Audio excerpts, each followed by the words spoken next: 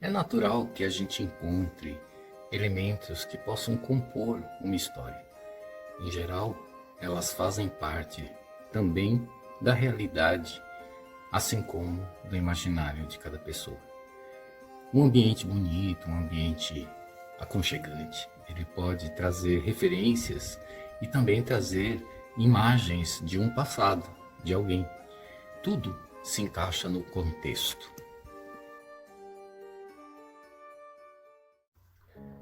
Quando se tem uma história, é preciso que ela esteja muito bem pautada, muito bem conceituada. Quando se escreve algo, é preciso trabalhar com detalhes mínimos, com pequenas informações que parecem tão singulares dentro de uma linha isolada, dentro de um texto curto, breve, mas que no conjunto, em uma obra, adquirem grande participação, grande interferência. Às vezes a gente depara com textos, com palavras mais complexas, em desuso, principalmente quando uma publicação é muito antiga. Então, às vezes o leitor acaba desestimulado, mas seria muito interessante se ele buscasse essas informações, o significado de cada uma dessas palavras. Observe o trecho que eu vou ler do livro O Morro dos Ventos Uivantes, de Emile Brontë. Uma obra escrita há muito tempo, é uma obra centenária, que traz algumas palavras que hoje não estão em uso, né? Elas caíram em desuso. Mas são importantes para que se crie o clima e a leitura se torne mais precisa nas intenções da autora.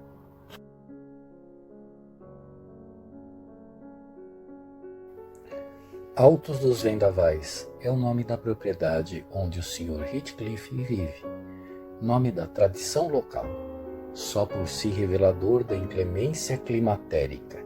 Climatérica aqui não tem a ver com o climatério, aquele período que a mulher passa a transição, os sofrimentos dos calores, daquela entrada no período da menopausa. Aqui trata-se de referente ao clima.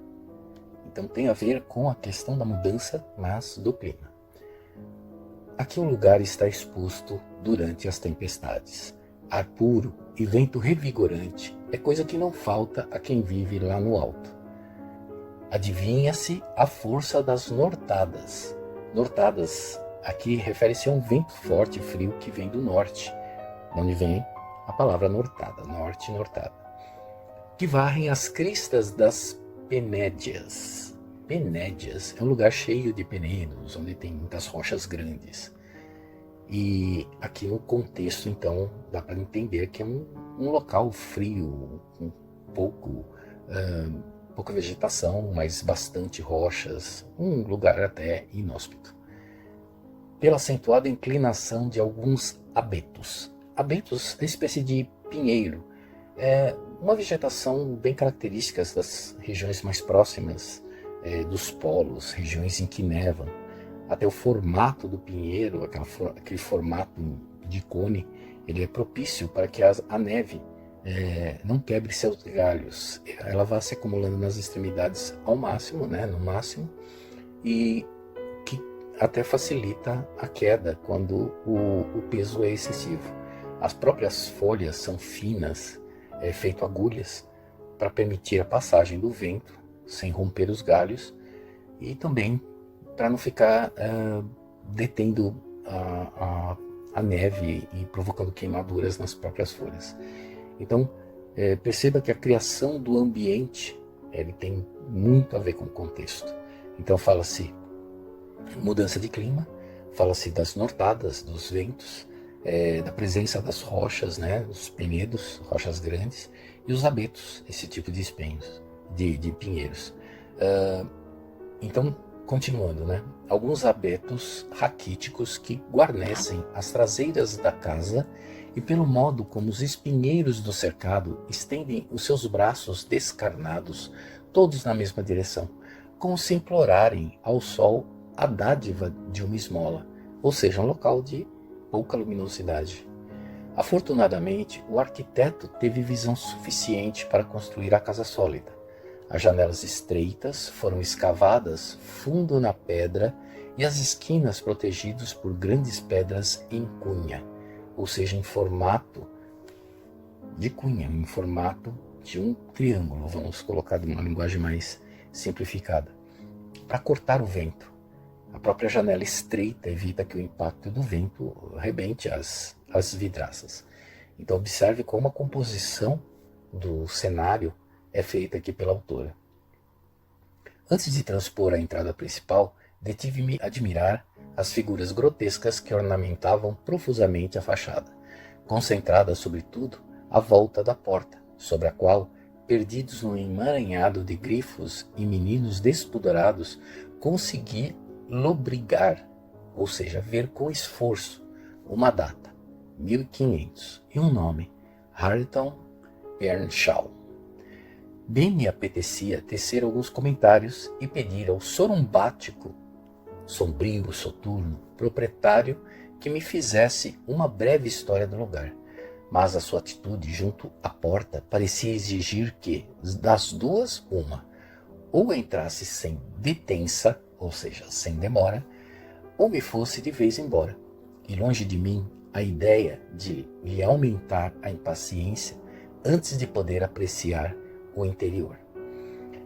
É interessante que, se você for escrever uma história, se você for compor um ambiente, é importante que você leve o leitor até este ponto. Isso quer dizer, transportar. O livro tem que funcionar como um portal. Transportar o leitor até o determinado local em que a história acontece.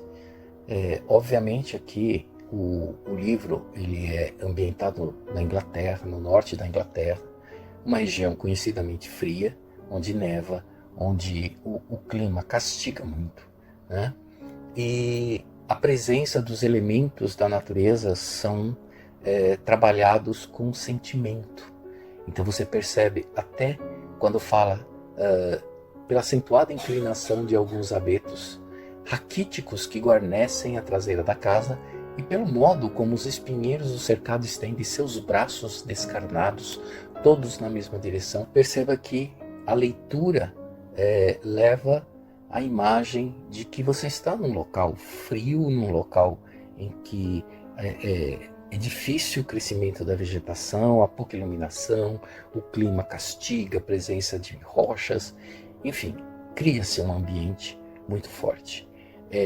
Isso é bem interessante porque às vezes a pessoa quer escrever um texto e ela tenta compor a história de um modo que às vezes não é muito envolvente. Então o sucesso de uma obra às vezes ele claudica aí. Ele acaba sofrendo com a falta de permeabilidade para o leitor mergulhar na obra. Então ele tem que vivenciar a obra. Imagine um local cheio de elementos que possam propiciar a leitura de uma realidade totalmente diferente daquela que a gente está acostumado, como flores, como elementos naturais, como pássaros, animais e outros elementos que podem integrar uma história.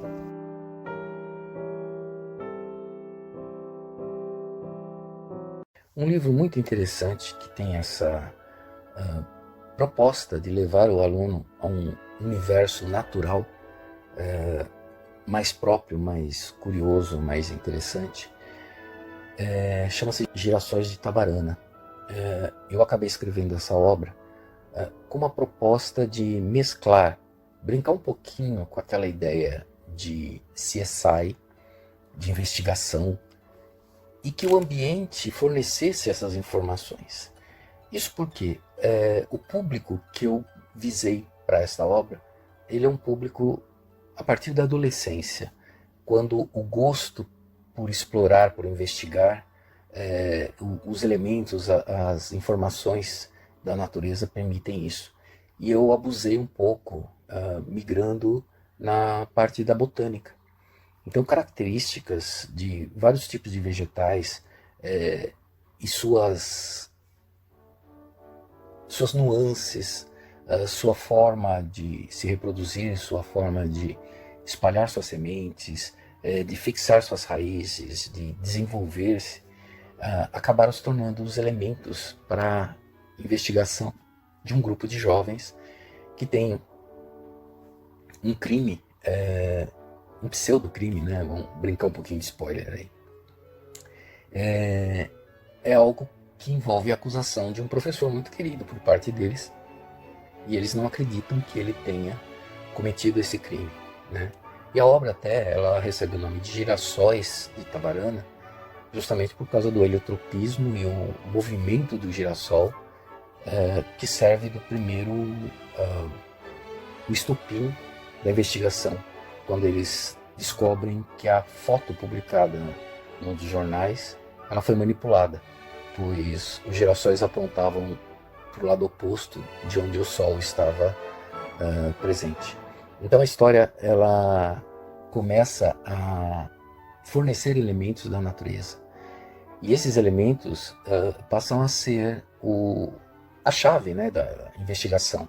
Então uma coisa leva a outra, que eles vão até um determinado ponto que tem todo o processo da aventura, da viagem. Eles acabam saindo à procura do professor e deparam com características do ambiente e de vários aspectos da natureza. Isso é interessante, isso é instigante para o leitor, porque não são informações aleatórias. Às vezes você cria uma pegada de investigação numa história, e essa pegada, ela esbarra em certas coisas fictícias, muito mais fantasiosas do que elementos que permitem esse tipo de imersão. Então, quando se faz esse trabalho no qual se busca informações verídicas, em que de repente ele possa fazer uma pesquisa, ele possa se aprofundar, ele possa buscar outros elementos que enriqueçam o trabalho, a veracidade da história acaba criando um mecanismo muito mais dinâmico, muito mais agradável para o leitor. Então isso torna todo o processo algo muito mais gratificante. Agora imagine quando um trabalho desse é usado por um professor numa sala de aula, e os alunos estão buscando, estudando botânica. Essas características acabam sendo muito mais gratificantes no processo, né, de desvendar, como se fosse um cientista forense, todas as nuances de uma história e de sua a realidade, né, a veracidade dos fatos. Então fica essa dica aí para vocês, o Girassóis de Itabarana, né, da minha autoria, de Egidio Trabalholi Neto, publicado pela editora Irapuru, como uma dica de leitura para aprofundamento dessa temática, com essa dinâmica de investigativa, tá?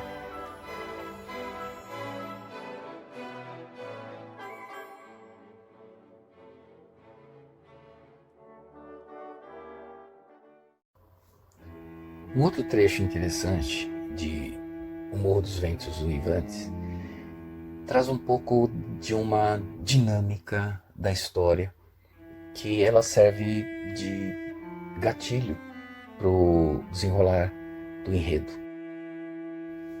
Eu vou ler esse trecho para vocês, que ele é um pouco maior, mas ele é bastante interessante, para que o leitor consiga ter uma ideia da proposta do livro. E depois, uma curiosidade a respeito.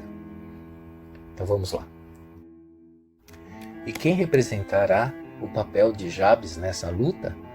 Apenas e simplesmente uma pernada de abeto que, sacudida pela ventania, batia com persistência na vidraça. Pus-me a escutar por instantes. Depois, tendo detectado a causa do distúrbio, voltei-me, adormeci e tive um novo sonho. Um sonho, se possível, ainda mais estranho e desagradável que o anterior.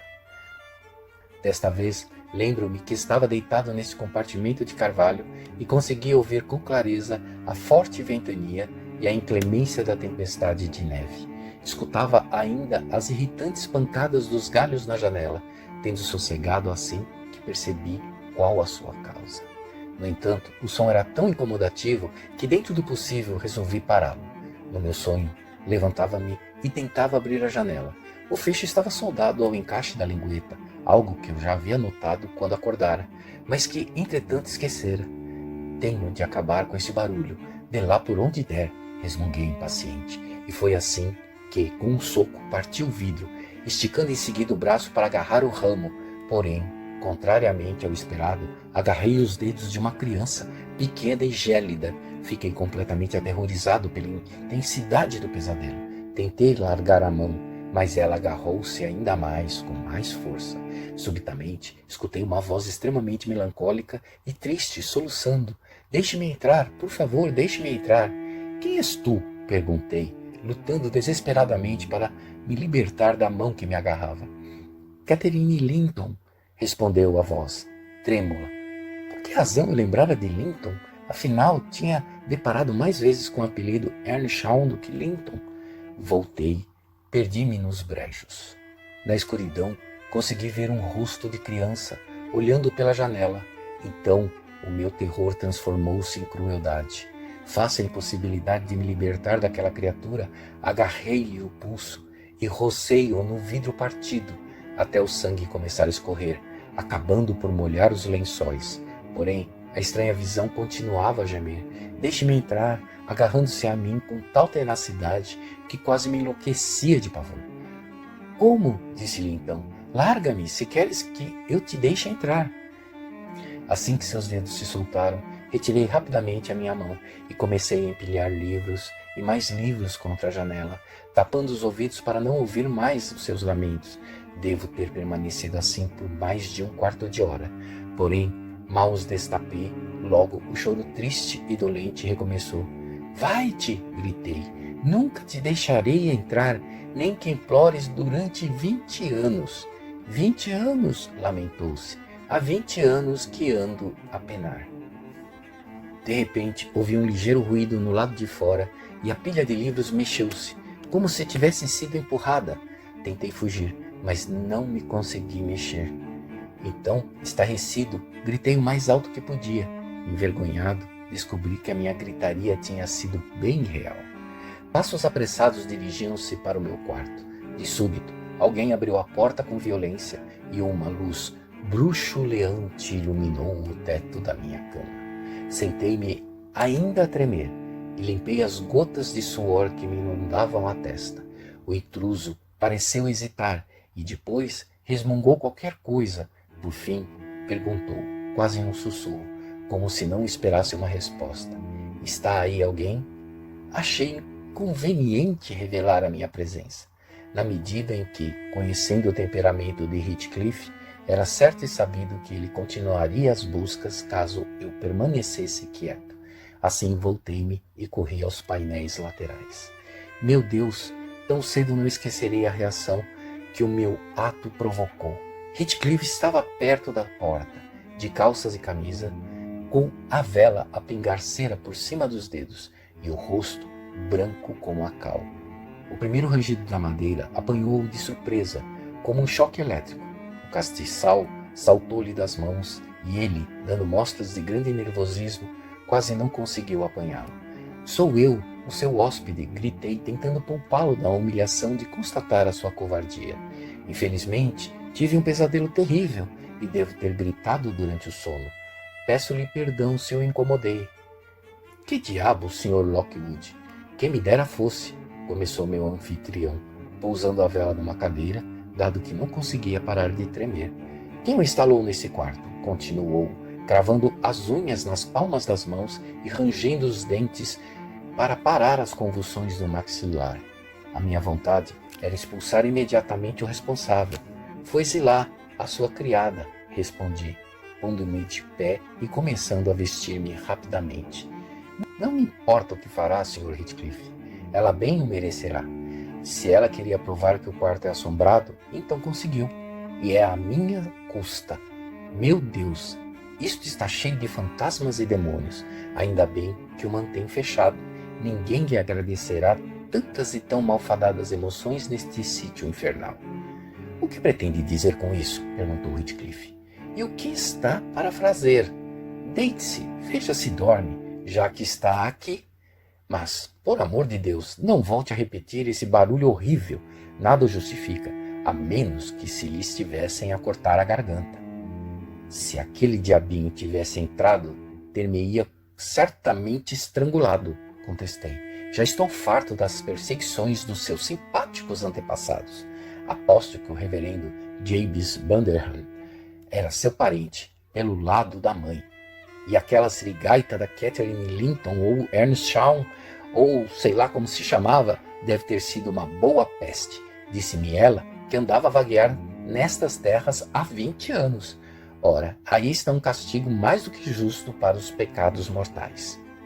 Tinha acabado de proferir essas palavras quando me lembrei da ligação existente entre Heathcliff e a tal Catherine. Corei de vergonha perante tal desconsideração. O que pretende o senhor insinuar ao dirigir-se a mim dessa forma? Trovejou Heathcliff, com uma veemência irracional.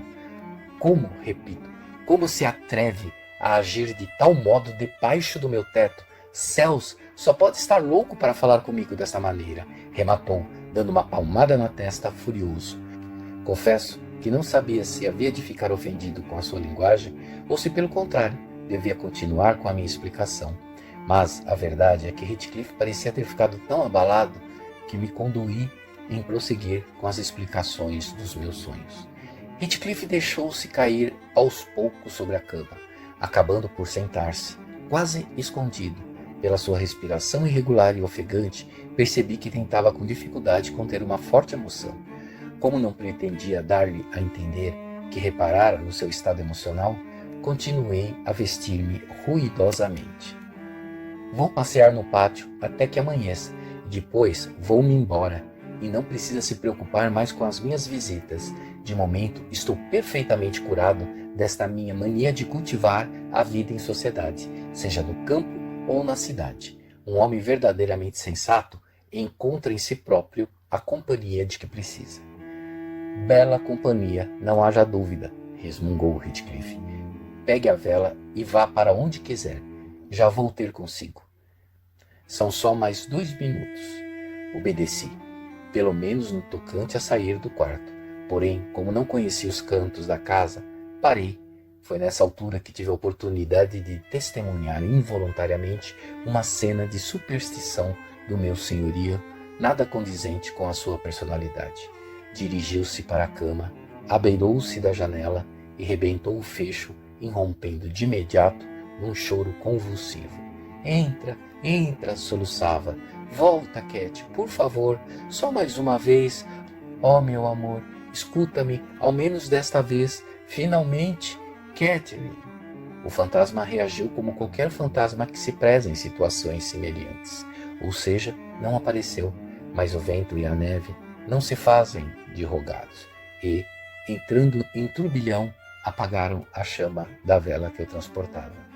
Havia uma tal angústia naquela explosão de dor que acabei por esquecer a loucura que a movia e sentir compaixão por este homem, retirando-me, meio zangado comigo mesmo por ter escutado tudo e envergonhado por ter lhe contado o meu ridículo pesadelo, o responsável, afinal, por toda aquela agonia, embora o porquê dessa evidência estivesse para além da minha compreensão. Desci cautelosamente para o andar inferior e fui dar à cozinha, onde voltei a acender a vela nas brasas que restavam na lareira.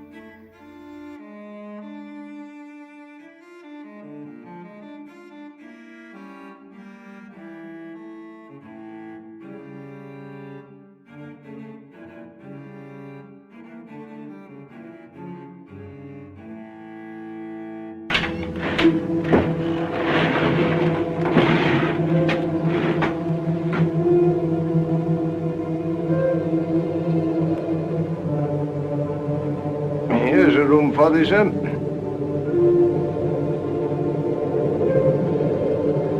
Bridal chamber. Nobody slept here for years. trifle depressing. Can you light a fire? No fire burning yonder, grate. Chimbley's all blocked up. Very well. Thanks. Good night.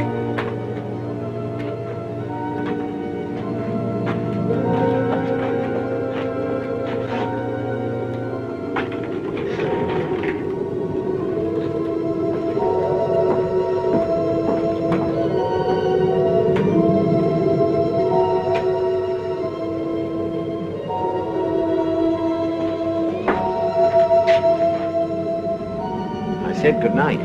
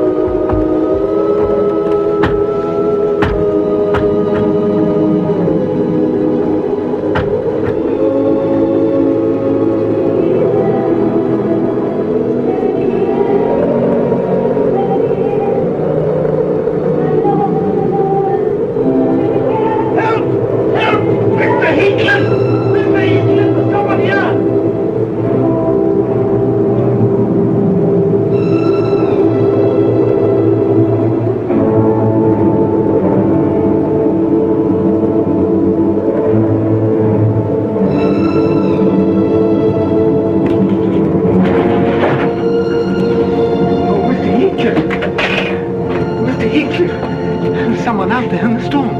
It's a woman. I heard her calling. She said her name. Kathy, that was it. Kathy? Oh, I must have been dreaming. Forgive me, Mr. Heathcliff. Get out of this room. Get out! Get out, I tell you!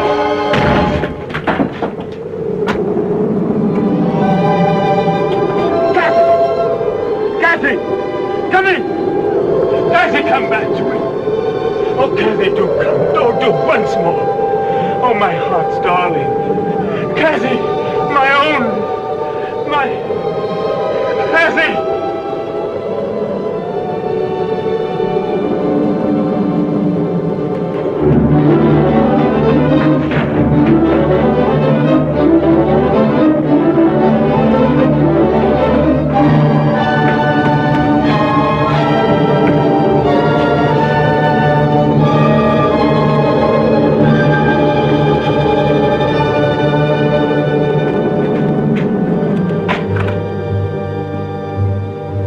Where's he going in the storm?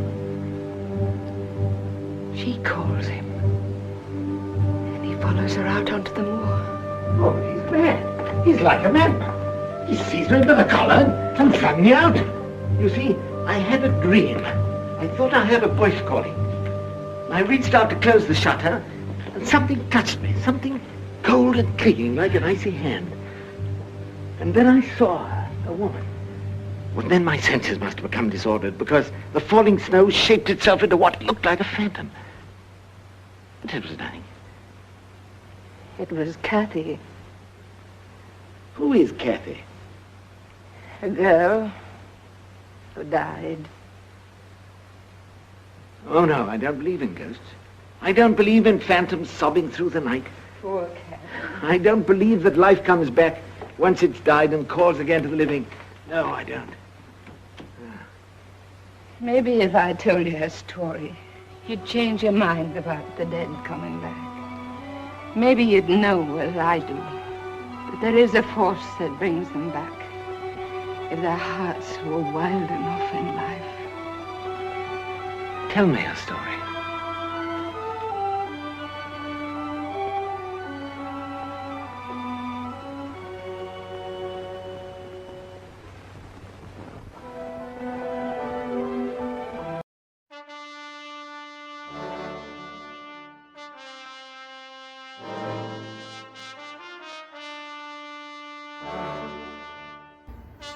Wuthering Heights, ou O Morro dos Ventos Uivantes, recebeu várias adaptações para o cinema.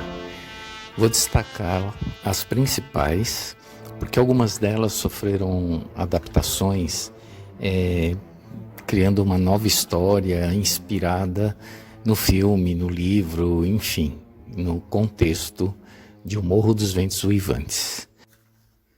A seguir temos as adaptações mais próximas da história original de Emily Brontë para o cinema, trazendo o elenco sempre na seguinte ordem: primeiro o ator que interpretou Heathcliff, seguido da atriz que interpretou Catherine. A primeira gravação data de 1920, da época do cinema mudo, ainda em preto e branco, com Milton Hosmer e Colette Brettel. A próxima, talvez a mais conhecida e mais cultuada, que se tornou uma obra cult, é a versão de 1939, essa que utilizamos na nossa produção, com Laurence Olivier e Merle Oberon. Depois veio uma versão de 1970, em que Timothy Dalton, o quarto James Bond da história do cinema, contracenou com Anna Calder Marshall. Em 1978, Ken Hudson e Kay Adjhead fizeram os protagonistas desta nova versão. Depois veio uma versão de 1992, com Ralph Fiennes, o ator do Harry Potter, que interpretava o Voldemort, e Juliette Binoche, uma dançarina francesa muito premiada, muito conceituada.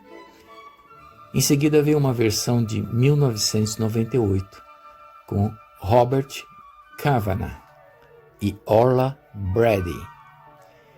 Por fim, em 2011, James Hawson e Kaya Scodelario fizeram a última versão até o momento. O curioso dessa versão é que James Hawson é um ator negro.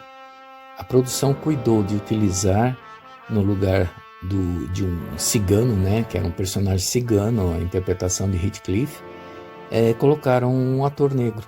Então foi uma adaptação bem interessante dessa história de amor. Por sinal, essa versão de 2011, ela tem uma fotografia magnífica, talvez seja a mais bela de todas, embora a produção tenha sido um tanto quanto conturbada, mas o resultado vale a pena.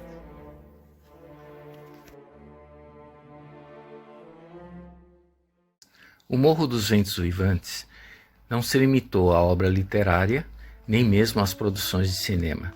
Vários trabalhos foram feitos com esta obra magnífica, uma importante leitura de origem inglesa, que não deve faltar na prateleira de ninguém, Já tivemos óperas feitas a partir desta grande obra, inspiradas nessa grande obra, músicas como as feitas pelo conjunto Genesis e por Kate Bush, que depois a gente vai ver mais um pouquinho a respeito.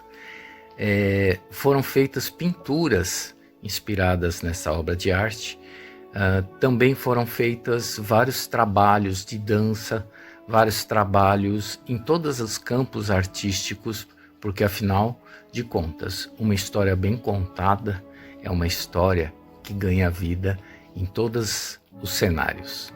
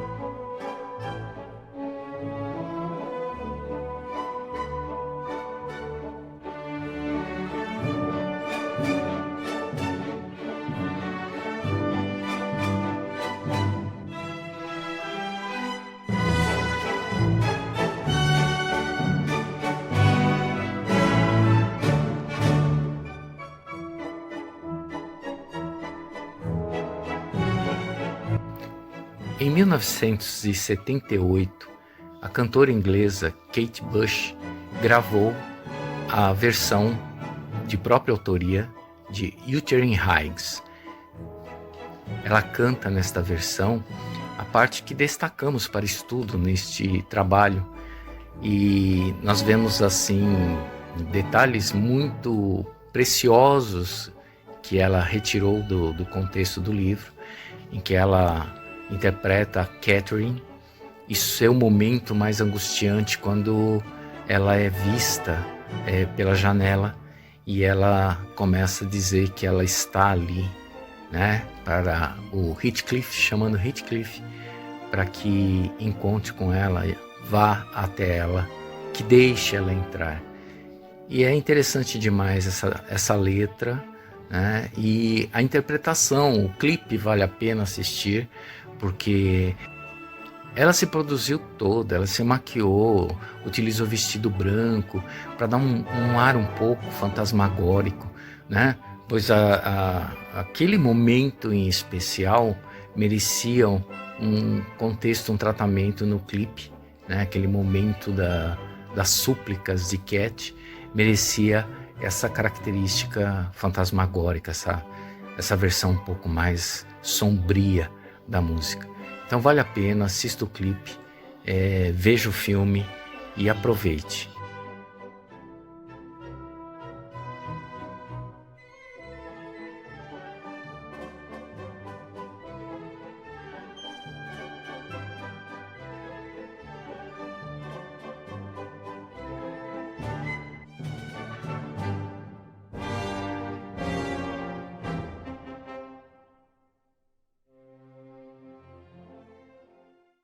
A letra de Wuthering Heights, de Kate Bush, traz pontos da história, da narrativa do livro O Morro dos Ventos Uivantes.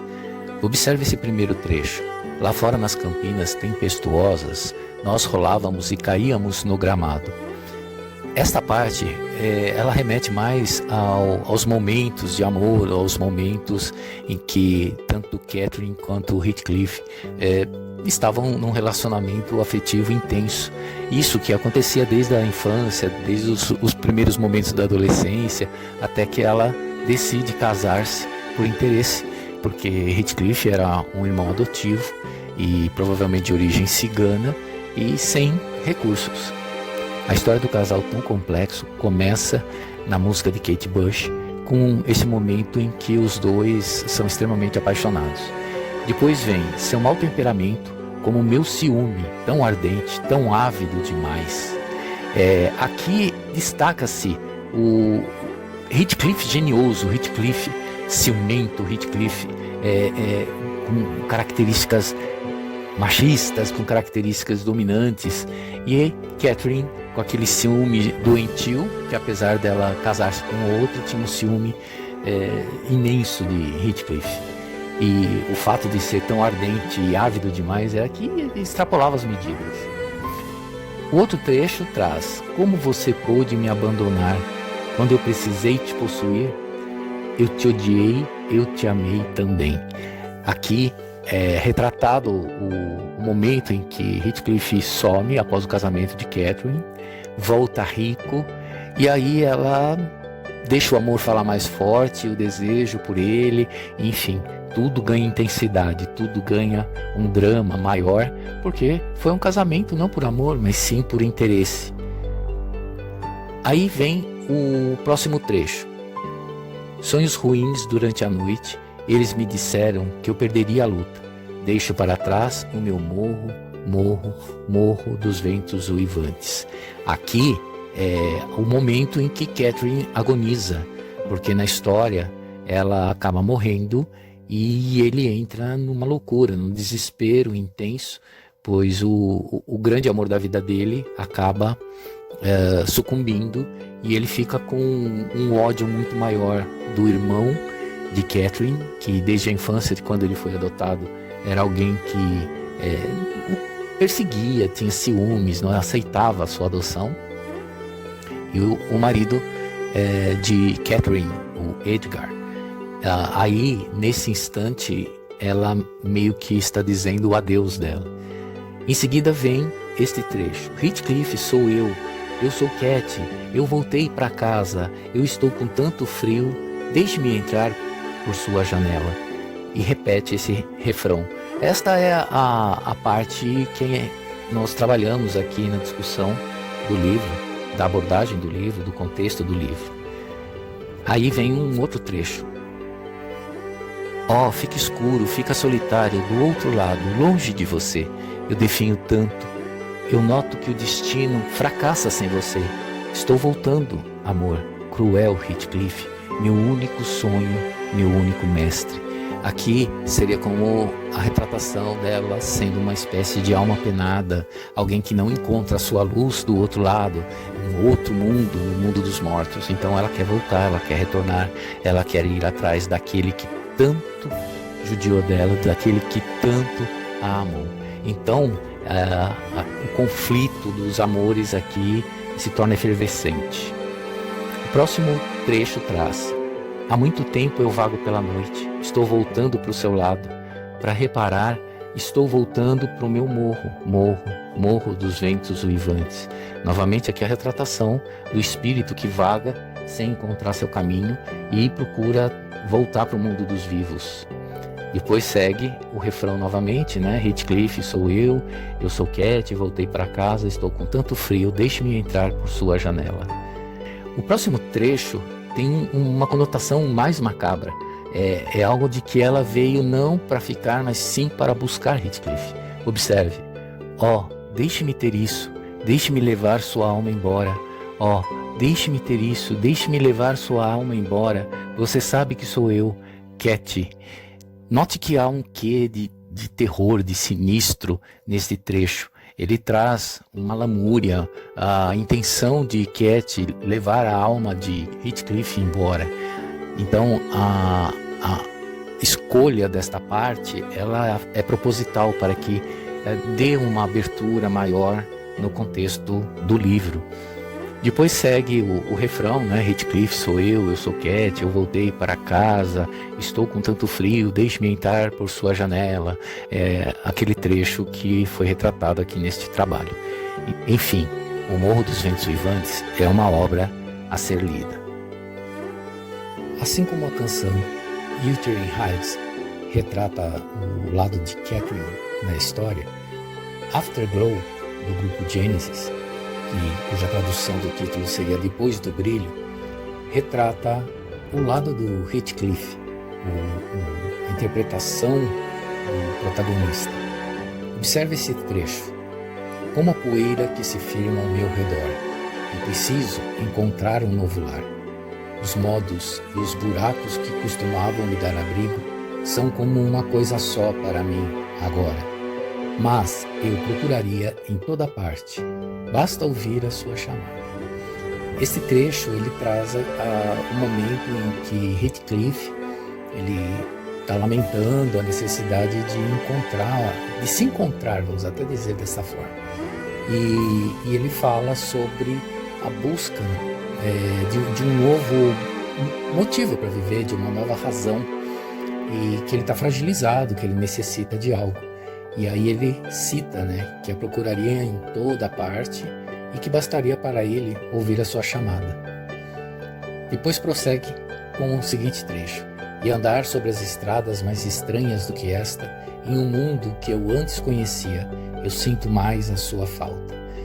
Neste ponto, a retratação engloba o momento em que ele se sujeita a aceitar a vagar por um mundo estranho, um mundo desconhecido, porque no mundo em que ele antes conhecia, ele está sentindo a ausência de Catherine. Depois vem o outro trecho. Então o sol refletindo em meu travesseiro, trazendo o calor de uma nova vida e o som que ecoa ao meu redor. Eu peguei um vislumbre na noite.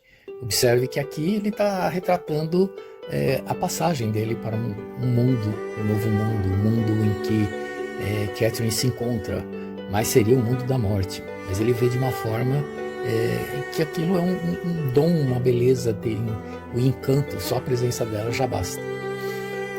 A música prossegue com: mas agora que eu perdi tudo, eu te dou a minha alma. o significado de tudo que eu antes acreditava. Escapo neste mundo de ninguém, nenhuma coisa, ninguém. É outro reforço da situação em que ele se coloca refém do encanto dela, que ele quer desistir de viver e entregar a alma para ela. A música prossegue com: eu a procuraria em todo lugar, basta ouvir a sua chamada e andar sobre as estradas mais estranhas do que esta. Em um mundo que eu antes conhecia, pois agora que eu perdi tudo, eu te dou a minha alma. O significado de tudo que antes acreditava, escapo neste mundo de ninguém e sinto mais a sua falta. Como se pode ver, a história do Morro dos Ventos Uivantes provocou esse tipo de encanto em todos os leitores e tradicionalmente se transformou em referências para todas as artes. Aqui a gente percebe que nesta música do grupo Genesis, a leitura que eles fazem é da leitura pela ótica de Heathcliff, enquanto Kate Bush fez pela ótica de Catherine. Até poderíamos dizer que se trata de uma resposta, como se o grupo Genesis estivesse respondendo a Kate Bush. Como foi apresentado, o contexto ele tem uma importância crucial na construção de uma obra. Se você levar em consideração uma obra infantil, ela mesma traz as bases, ela muitas vezes começa com a narrativa do local, das características, do clima, enfim.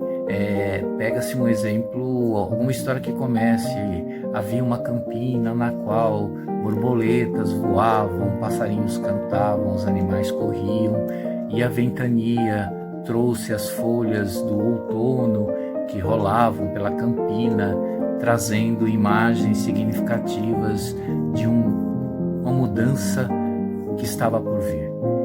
Esse tipo de colocação numa obra infantil é realmente para levar o leitor até o contexto, né? Até a parte em que vai se desenvolver todo o trabalho. É muito importante que quando a criança faz essa leitura, ela também tenha associação de imagens. Por isso que a maioria dos livros infantis traz imagens relativas àquela narrativa, com as borboletas, a campina, o vento, a folha rolando, passarinhos voando, enfim, para a criança ter mais reforço, ela ser levada não tanto pelo detalhe na escrita, mas pelo detalhe nas imagens. É bem interessante que o pequeno leitor, muitas vezes, pela imagem, ele quer saber seu significado e desperta a leitura. Isso é importantíssimo para que o bom leitor, né, aquela criança voraz por conhecimento, por obras literárias, por histórias, ela se deixe levar por essa paixão. Muitas vezes começa pela imagem e segue pela leitura. Claro que com a idade os gostos vão se apurando. Os livros mais juvenis, eles entram num conceito de trazer informações mais textuais do que o uso da imagem. Migra para o juvenil, onde o contexto ele é mais descritivo, ou às vezes puramente descritivo. Quem leu as obras de Harry Potter sabe muito bem o que significa isso. Já para o público adulto, a riqueza do detalhe é um transporte magnífico.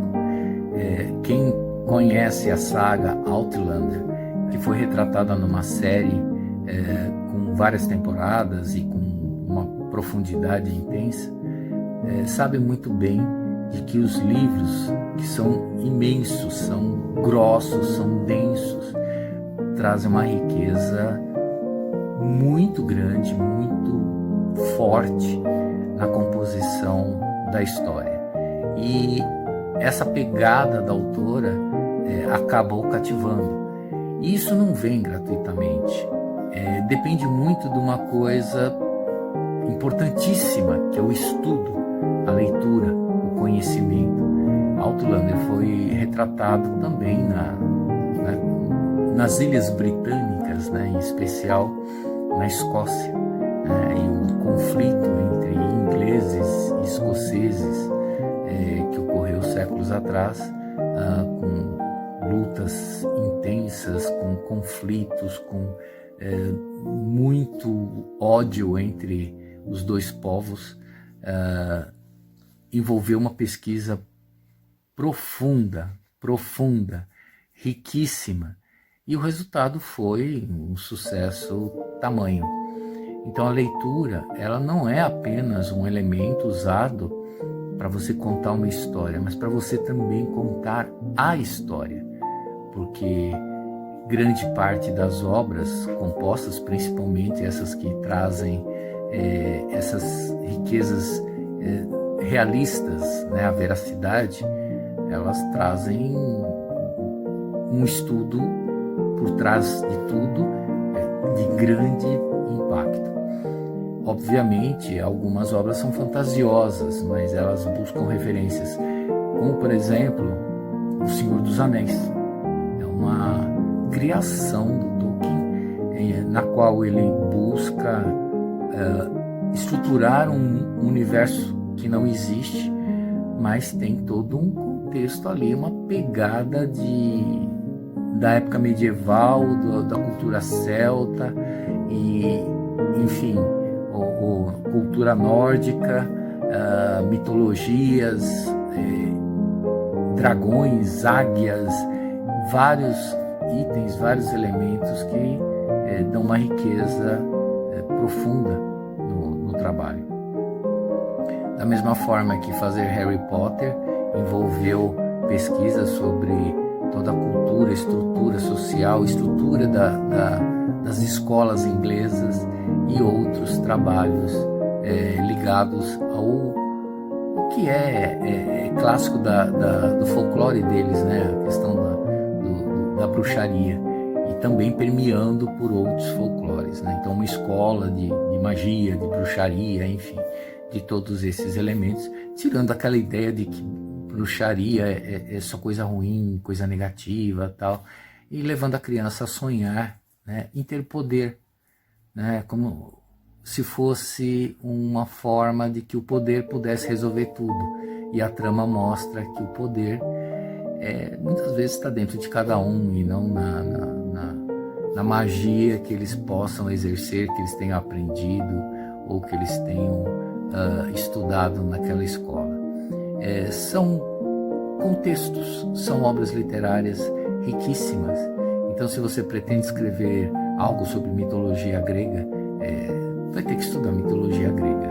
Se você pretende criar algo do zero, um mundo fantasioso, pense um pouquinho em Star Wars, pense um pouquinho na criação de mundos e criaturas, mas também que traz elementos que você começa a estabelecer relações, né?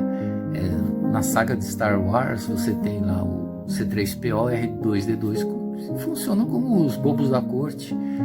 Tem um lado cômico, tem um lado que brinca um pouquinho com o imaginário das pessoas, quebrando aquela estrutura política, que houve um estudo político para criar o Senado, isso aqui, domínio, um quer ser o poderoso, vem a república, tem os rebeldes, enfim, tudo tem um laço com o que é real, mas é temperado de uma forma diferente. É a culinária de se escrever um livro. Então, quer escrever?